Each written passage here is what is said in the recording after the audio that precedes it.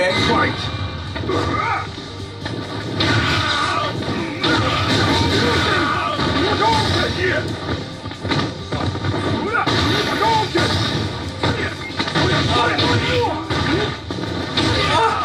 Get off me!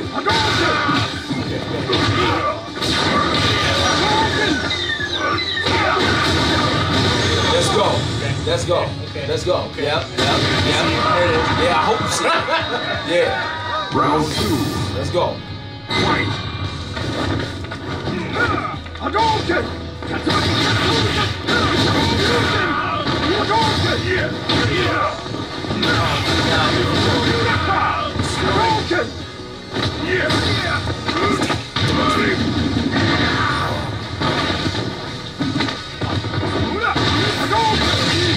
Oh my God!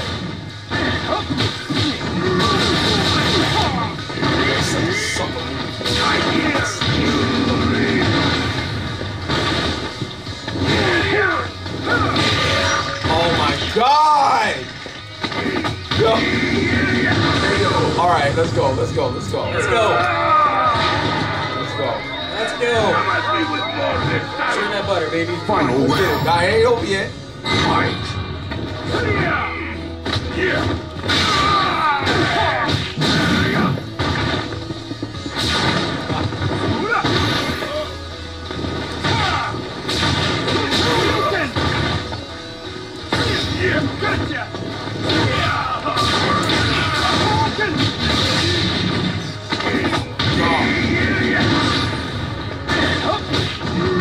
Dang, man! Oh my God! No! Oh my God! All right, man. All right, you got that one.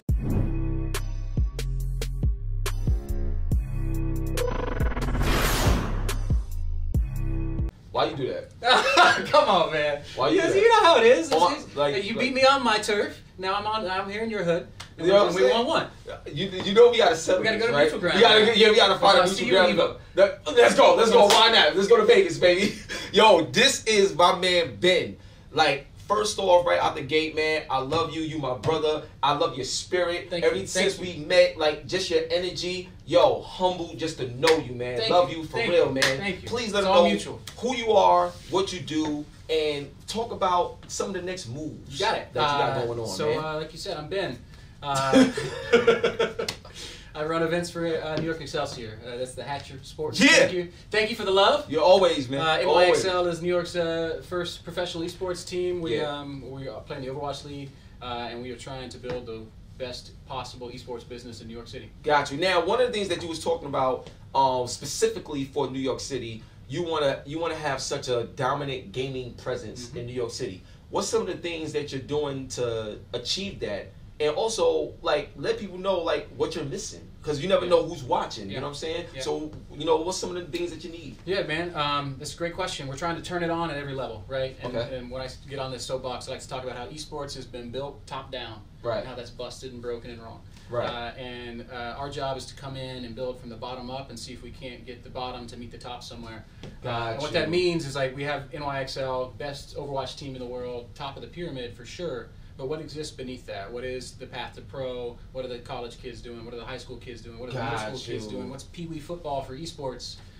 So we're working really hard to just get connected at every level that we can here in New York City to bring esports into schools, to bring it to colleges, to bring a good open competitions that anybody can sign up for and play, so that everybody's got a chance. Like, what's the next step for Overwatch and, like, growth with NYXL? And are you looking at, like, creating new teams for new games now that you got this experience? I think I'll answer your second question first. Short answer: yes. Yes, we want more teams. We want more games. We want to be in every game. We want to really build it here. If you play Hearthstone in New York, there needs to be a Hearthstone offering for you in New York, right? If you play 2K in New York, that needs to exist. What does Overwatch need? Overwatch needs us to turn on the machine, man. It needs us to get it into high schools and middle schools and colleges, and to really support local gaming in the same way we support local sports. We got to give the kids a thing to play for and a platform. Hey, Terrence, yo, what's going on, son? What's poppin', son? Everything's good. Just been gaming. Like, Hearthstone season just started up again. Alright. Been playing tournaments every morning at 11, 2, and 5 p.m. every single day, Wednesday to Sunday. it's been a grind. How has gaming overall changed and impacted your life? Gaming has been huge for me. You were telling me how you started gaming when you were 4? Yeah, my grandma's, man. Yeah. Yo, rest in peace, you know what I'm saying? My grandma's would have smoked you, though. Like, real talk to you. I started playing card games since I was like 6. Like, when Pokemon and Yu-Gi-Oh! First came out in the US, I've been playing card games since then.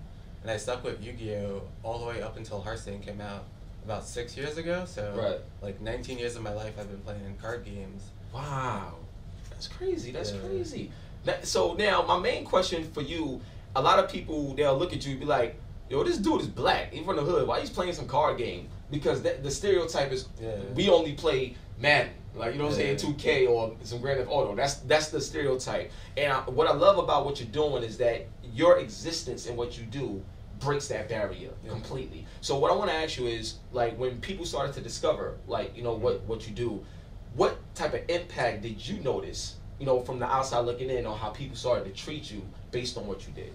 So it's funny that you mentioned that, because there was like this like period where I did well at a DreamHack, and there was like a lot of like racial backlash and people saying, you know how it is. You know, I know how it is. So there was people coming up to me after. It's like, yo, why aren't you playing like any of the fighter games or some of the sports games? It's like, yo, this is what I've been doing since I was 6. I'm not gonna change just because of how other people are acting. I'm gonna always do me, or what I enjoy doing. Yeah. So it's just important for me to be able to do this, and then it shows other people that, like, yo, this is something you can do too. Yeah, of course, of course. So now, like, you have a lot of events coming up.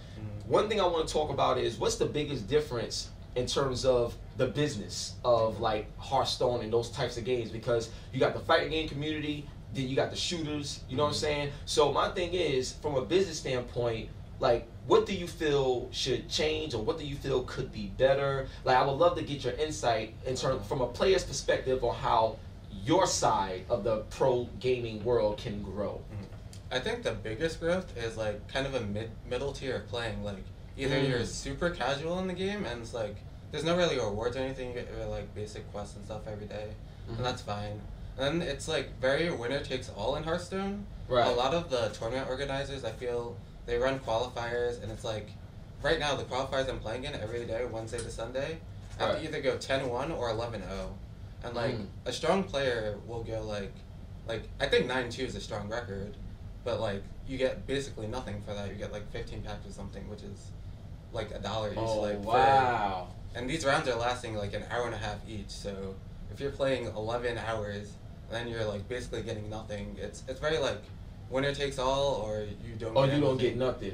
Oh, so it's much more on the line. It's kind of like football. Like, you know what I'm saying? If you like, you can do all this stuff to get to the playoffs, but one game you out. Like, that's it. No matter what your record was, what you did this season, one game you out. So now, when it comes to just being a pro gamer, I know there's a lot of discipline that comes, and with discipline comes character. Yeah. So one of the things that people always talk about with gaming, especially back in the day, that, oh, it's a kid's toy, or this ain't real, like it's just a game, like, you know.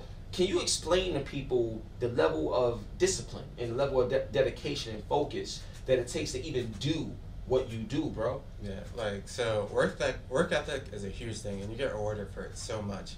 One of the main things I do that's different from a lot of people is I went to school for accounting, so I'm a numbers guy. Hold up, you went to school for accounting? Yeah.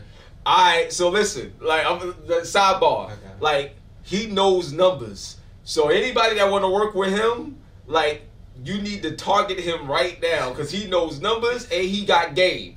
That is the perfect combination for growth in the business. All right, go ahead, bro. I'm actually looking for a team right now, so that would be amazing. Oh, word? Yeah. Okay, we're going to talk. Y'all can't know about that yet. All right, go ahead. But, like, one of the main things I do is I do a lot of, like, data entry and spreadsheet work. Like, there's been, like, 40 tournaments so far, and, like, I spend, like, 6 hours or something after playing through the tournaments recording everyone that did well in tournaments. So I have a spreadsheet of all of the top 8 for all 40 tournaments. And I'm trying to learn and get into like the whole like programming side of things, like, because there's people that can like automate some of the process that I do. I do all this data entry by hand, and it's like 90 cards per person, and it's then 8 times 40. So that's a lot of data entry to do, That's like, crazy. every single night.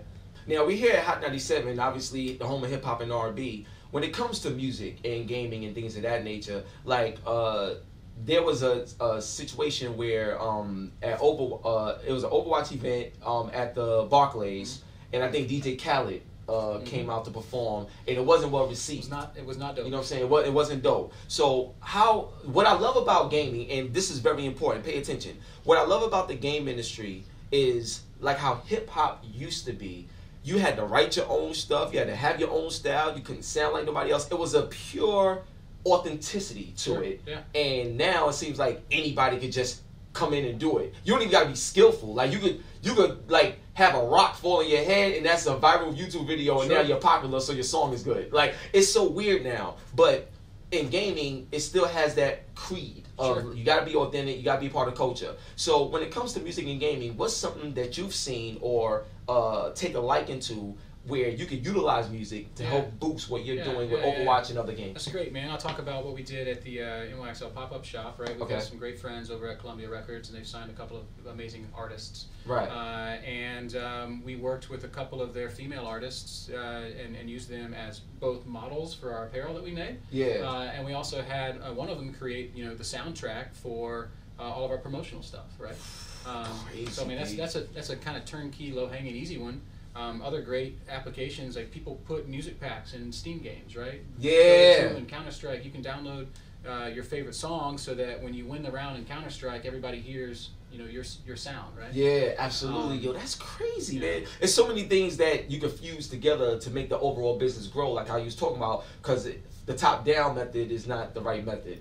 Like building it up. It's certainly not by itself, man. Like it's got to be supported by something, and you got to put a foundation down beneath it, both to hold up the top, but also to give everybody down here a path, something to climb. Now, for those that may not have a clue of what esports is or how it works, or even on the back end and stuff like that, what makes a successful like esport business, esport organization, a game that fits into esports? What makes it successful? What drives it? Everything comes down to just community, dude. Like I can't decide that I'm going to make an esport.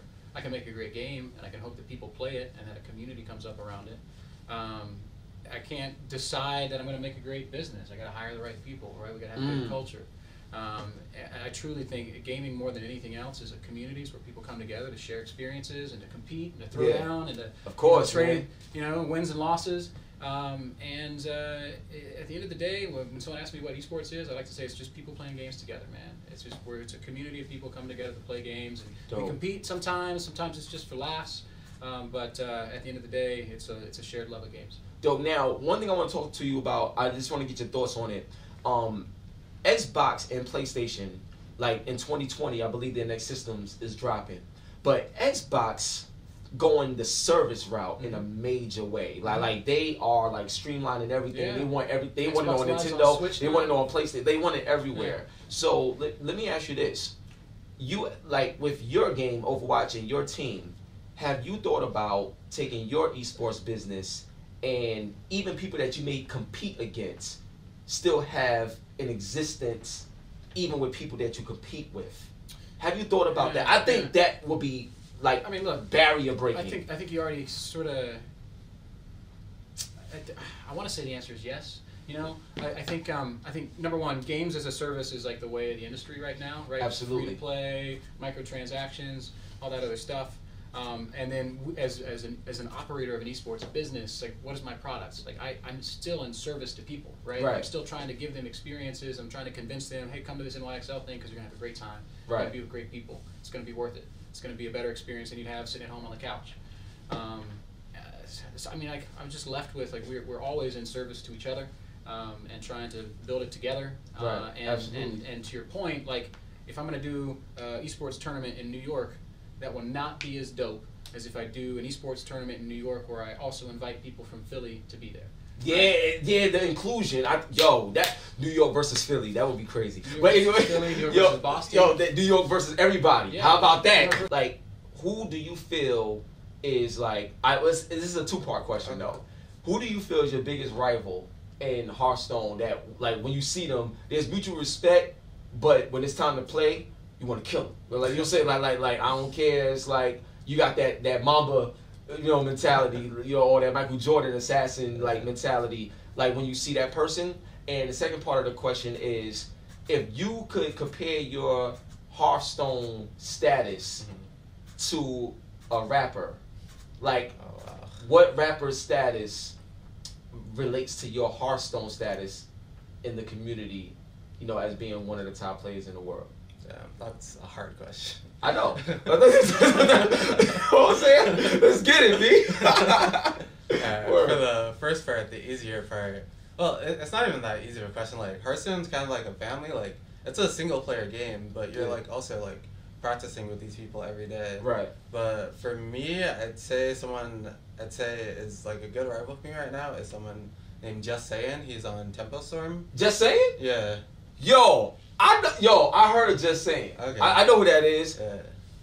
He ain't really saying much against my man Terrence though. You know what I'm saying? What up, dog? What up? You want that? You want that smoke, son? I got the smoke right here. Let's go, Just Saying. What you saying? Let's get it. All right, go ahead, bro. But like I took care of that. Let's go.